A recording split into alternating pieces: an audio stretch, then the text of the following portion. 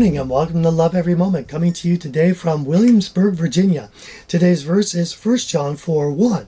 Beloved, do not believe every spirit, but test the spirits to see whether they are from God, because many false prophets have gone out into the world. Once again, this is a verse that really demands us to look at it in context. And of course, we know that these chapter divisions did not exist when this letter was written. That come many, many hundreds of years later. So in the verse we covered 2 weeks ago, I have the link up here. That's verse 23 of chapter 3. It says, "This is his commandment, that we believe in the name of his Son, Jesus Christ, and love one another just as he commanded us." And I latched onto that word command to show how God commanded, "Let there be light," and there was light. He spoke it and it came into existence. And this same power can speak into our lives. Let there be love. And if we are 100% surrendered to him in love, there will be love in our lives. There will be peace and joy and everything else in our lives if we are submitted to him 100% in love. Then in last week's verse, and I have the link up here, I showed that there were a couple of people that really got it, specifically Peter and the centurion who had a sick servant.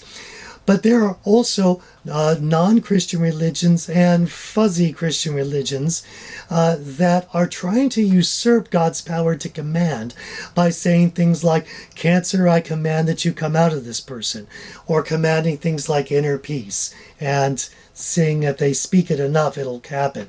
No, that's not the way it works.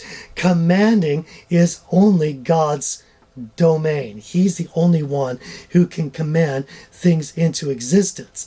So it says, test the spirits to see whether they are from God. Well, let's see. Is it God's commanding that's happening, or are they trying to do it themselves? Let's look at a very familiar one. That is Romans. Let's see if I have it here. Romans 12:2. "And do not be conformed to this world, but be transformed by the renewing of your mind, so that you may prove," that's actually the same word as test in the original Greek, "what the will of God is, what is good and acceptable and perfect."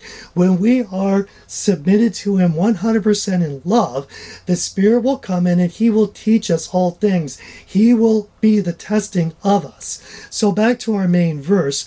What is the way to test it? Let me give you an example. I was in a church one time. I'd never been in this church. And at the end of the service, a young girl came up to me and said, "I have a word of the Lord from you." I said, "Okay, what's that?"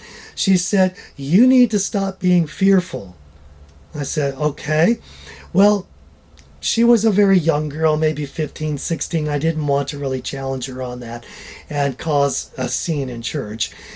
But if she was maybe a little bit older, I would have asked her for specifics. Okay, what specifically am I, so afraid of?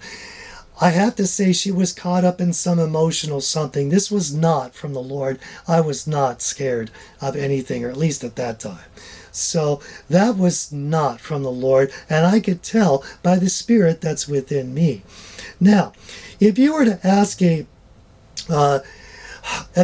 new Christian, how can you tell if there is a false prophet out there? They would probably guess, well, probably by their doctrine. But a lot of people can twist Scripture. And it's tough, especially for a new Christian, to not be caught up in that. Well, what if they do miracles and stuff? Doesn't that prove it? No, there are false prophets. There are also false workers of false miracles and false healers and false tongue, people who speak in tongues. That can be fake too. So that's not the way. If we go back to one I covered a long time ago, Matthew 7:20, and I had the link up here, it says, "You will know them by their fruits." And what is the number one fruit? It is love. So, my RV friends, let's choose to love every moment and submit 100% in love, because then we're going to love every moment. I'm your average wretch, and I hope you have a great week.